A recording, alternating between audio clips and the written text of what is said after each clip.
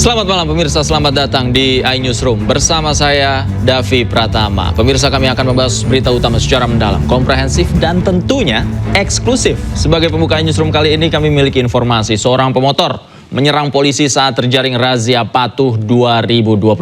Polisi berhasil tangkap pelaku dan menyita sebilah pisau yang digunakan saat menyerang polisi.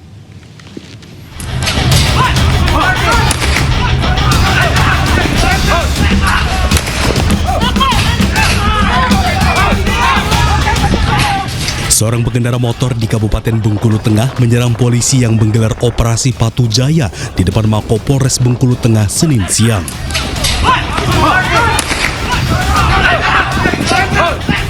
Polisi yang melihat kejadian tersebut melepaskan tembakan peringatan ke udara. Polisi kemudian mengejar pelaku yang berusaha melarikan diri dari polisi. Pengendara berhasil ditangkap 20 menit kemudian. Dari tangan pelaku, polisi sita sebilah pisau. Sajamnya juga kita amankan dulu orangnya, kemudian kita cari lagi. Sajamnya belum ketemu, kita temukan juga sajamnya itu, dapat juga sajamnya yang untuk menusuk anggota lantas tadi. Saat ini pelaku masih diperiksa dan tidak menutup kemungkinan pelaku terlibat tindak pidana sebelumnya. Saat ini kasus ini ditangani oleh Satreskrim Polres Bengkulu Tengah. Dari Bengkulu Tengah, Endro Dwirawan, iNews melaporkan. Sekjen PD Perjuangan Hasto Kristianto hari ini menjalani sidang replik kasus dugaan suap dan perintangan penyidikan. Hasto menyebut replik yang dibacakan jaksa tidak menjawab isi pledoinya terkait dugaan kriminalisasi dan penyelundupan fakta.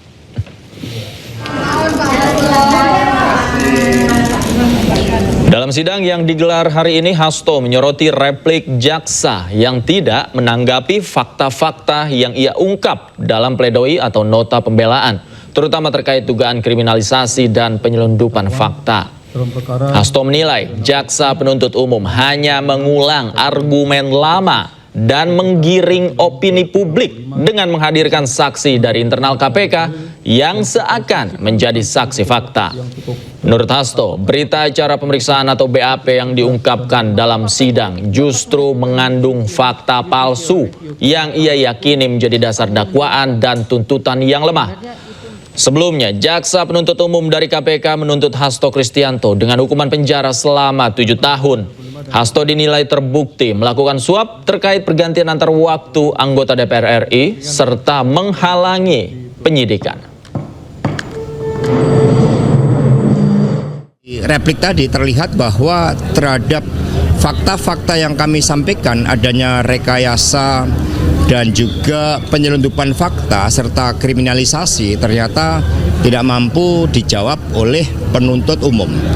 Bahkan kemudian terjadi penggiringan opini bahwa saksi-saksi dari internal KPK itu sepertinya adalah saksi fakta terhadap kejadian operasi tangkap tangan. Padahal yang terjadi sebenarnya mereka dihadirkan dengan suatu berita acara pemeriksaan di mana di dalam BAP itu mengungkapkan suatu fakta-fakta yang diselundupkan, suatu fakta-fakta palsu yang berasal dari BAPK, dan itulah yang menjadi dasar dari pembuatan surat dakwaan dan surat tuntutan, dan seluruh argumentasi yang kami sampaikan di dalam pledoi tidak mampu dijawab oleh jaksa penuntut umum. Karena itulah kami meyakini bahwa melalui pengadilan ini hakim akan mengambil keputusan-keputusan berdasarkan fakta-fakta hukum, di mana sudah ada 3 persidangan, nomor 18, nomor 28 tahun 2020 dan persidangan kali ini. Dan kami akan mempersiapkan dupliknya dengan sebaik-baiknya sekaligus sebagai suatu pendidikan politik tentang bagaimana keputusan harus diambil berdasarkan fakta-fakta hukum yang ada di persidangan, bukan berdasarkan asumsi dari penuntut umum. Terima kasih. Merdeka. Sementara itu pemirsa, mantan Menteri Perdagangan Thomas Trikasih Lembong alias Tom Lembong hari ini membacakan duplik dalam persidangannya. Lembong menyebut proses persidangan kasus dugaan korupsi impor gula seperti perang. Terdakwa kasus tindak pidana korupsi impor gula Tom Lembong hari ini kembali menjalani sidang lanjutan dengan agenda duplik atau tanggapan penasihat hukum atas replik jaksa. Dalam sidang penasihat hukum, Tom Lembong meminta majelis hakim menolak seluruh replik yang diajukan oleh jaksa penuntut umum. Selain itu, jaksa dinilai mengada-ngada dan tidak jelas lantaran penetapan tersangka tidak sesuai prosedur yang seharusnya memenuhi 2 unsur alat bukti. Tom juga membantah anggapan bahwa dirinya menunjuk perusahaan tertentu dalam urusan impor gula yang disebut merugikan negara sebesar 578 miliar rupiah. Tom mengatakan dirinya tidak pernah memberi arahan ke siapapun untuk memenangkan pihak tertentu dalam urusan impor gula. Rencananya sidang vonis Tom Lembong akan digelar pada Jumat 18 Juli mendatang. Terima kasih. Saya dan saya masing-masing menyampaikan duplik ya. Jadi tanggapan atas tanggapan dari jaksa penuntut terhadap nota pembelaan kami ya. Ini pernyataan terakhir dari pihak kami sebelum majelis hakim memutuskan memberikan vonisnya yang sekarang dijadwalkan untuk akhir minggu ini ya, untuk hari Jumat ini. Jadi ya tadi dalam duplik saya lebih fokus kepada nilai-nilai dan norma moral dan etika ya yang melandasi perkara maupun persidangan ini. Pada kesempatan ini saya menyampaikan rasa terima kasih saya kepada semua pihak yang terlibat dalam perkara ini ya, dari tentunya tim penasihat hukum saya yang luar biasa ya, juga kepada para hakim ya, yang sepanjang persidangan yang melelahkan dan kompleks ya, menjalankan tugasnya dengan sebaik-baiknya dan berusaha untuk menjalankan sidang secara tertib dan dalam suasana hikmat dan bijaksana dan juga kepada bahkan para jaksa yang bekerja secara profesional ya. Saya wajib mengakui bahwa saya mendapat perlakuan yang cukup manusiawi dari kejaksaan saat saya dalam tahanan kejaksaan ya. Kita harus fair ya, bilang apa adanya, dan saya menghargai perlakuan yang manusiawi terhadap saya dalam tahanan. Dan pemirsa, untuk mengetahui informasi terkini terkait sidang duplik korupsi impor gula Tom Lembong, kami telah terhubung dengan jurnalis iNews Salam Rahmat. Selamat malam. Salam, poin penting apa saja yang disampaikan Tom Lembong dalam sidang tadi?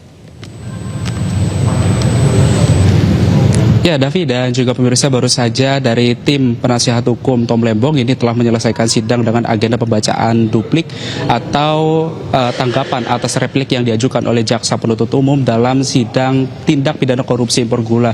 Dan tadi dalam perjalanan sidang ada sejumlah poin menarik yang disampaikan oleh tim penasihat hukum dalam persidangan kali ini, di mana tadi dari tim penasihat hukum ini menilai bahwa jaksa penuntut umum ini terlalu mengada-ngada dan juga tidak jelas, karena memang untuk menetapkan Tom Lembong sebagai tersangka ini tidak memenuhi unsur untuk memenuhi dari 2 unsur, minimal 2 alat bukti untuk bisa menetapkan seseorang sebagai tersangka. Dan penetapan Tom Lembong sebagai terdakwa pun juga ini terjadi dan juga merupakan bentuk sebuah kriminalisasi. Dan tadi dalam persidangan dari tim penasihat hukum Tom Lembong juga meminta agar majelis hakim ini menolak seluruh replik yang diajukan oleh jaksa penuntut umum. Dan Tom Lembong juga tadi turut membacakan dupliknya yang berjudul Tetap Manusia, yang di dalamnya ini memang berfokus pada asas moralitas dan juga etika. Dan dapat kami informasikan juga kepada Anda, Davi, dan juga pemirsa, bahwa perjalanan persidangan Tom Lembong yang sudah berlangsung selama kurang lebih 4 bulan ini juga sudah memasuki di babak akhir, yang nantinya untuk sidang vonis sendiri ini akan dilangsungkan pada hari Jumat mendatang atau pada 18 Juli 2025, dan nantinya kita akan sama-sama nantikan bagaimana final dari keputusan di sidang vonis yang akan dibacakan oleh majelis hakim. Apakah nantinya untuk putusan di sidang vonis ini majelis hakim ini akan mengabulkan dari tuntutan jaksa penuntut umum yang menuntut agar agar Tom Lembong dituntut 7 tahun penjara, atau nantinya majelis hakim punya pertimbangan lain yang nantinya mungkin bisa saja pertimbangan vonisnya ini akan jauh lebih berat atau jauh lebih ringan. Kita akan nantikan secara bersama pada hari Jumat mendatang. Davi. Baik, terima kasih. Salam Rahmat Pulungan melaporkan langsung dari Pengadilan Tipikor Jakarta. Selamat bertugas kembali. Kejaksaan Agung akan memanggil mantan Mendikbud Ristek Nadiem Makarim terkait dugaan korupsi laptop pada Selasa besok. Selain itu, Kejagung juga telah mencekal Nadiem bepergian ke luar negeri.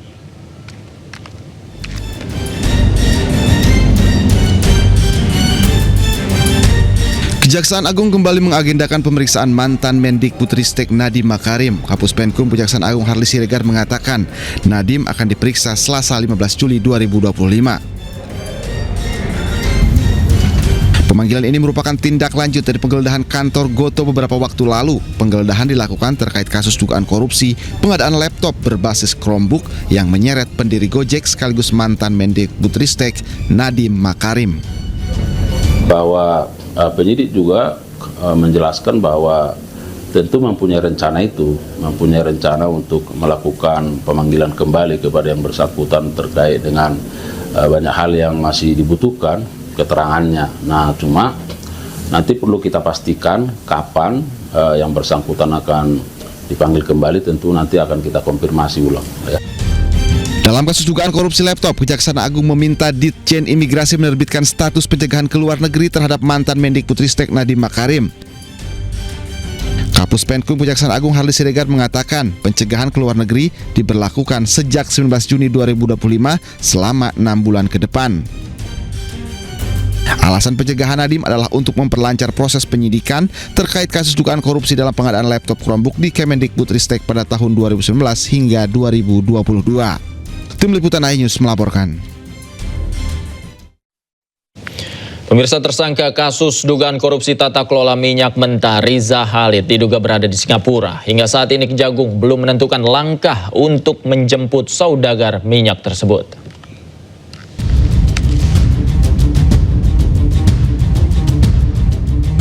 Setelah ditetapkan sebagai tersangka dalam kasus dugaan korupsi tata kelola minyak mentah dan produk kilang minyak di PT Pertamina, Kejaksaan Agung belum berhasil menangkap Riza Khalid.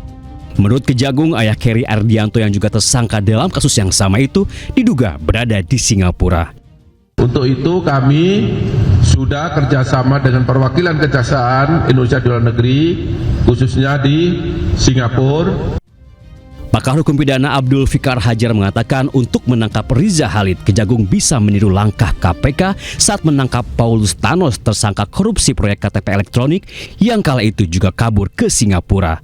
Kalau kemudian ada informasi dia berada di luar negeri, sebenarnya dalam hal ini umpamanya di Singapura, ya sebenarnya kita punya jurisprudence, ya artinya ada yang pernah dilakukan oleh pemerintah Indonesia minta kepada otoritas Singapura untuk menahan, kemudian menjemputnya, gitu ya, seperti yang dilakukan pada Thanos. Hal senada disampaikan Azmi Syahputra. Menurutnya, Kejagung bisa segera mengajukan permohonan ekstradisi kepada pemerintah Singapura untuk memulangkan Riza Khalid ke Indonesia. Karena kalau katakanlah pelaku atau Riza Khalid ada di Singapura, maka tentunya pemerintah dapat mengajukan permintaan ekstradisi karena memang negara kita sudah punya perjanjian ekstradisi dengan Singapura. Tentu dalam tindak pidana korupsi ini juga nanti ada kewajiban pemerintah Singapura untuk menyerah. Menangkap Riza Khalid tentunya PR besar, namun sesuai ambisi Presiden Prabowo Subianto untuk memburu para koruptor, Kejagung pun dituntut bergerak lebih cepat sebelum Riza Khalid berpindah ke negara lain dan kembali lolos dari jerat hukum. Tim Liputan iNews melaporkan. Tim pembela ulama dan aktivis serahkan 3 bukti baru terkait ijazah Jokowi ke Barreskrim Polri. Kami segera kembali, tetaplah di iNewsroom.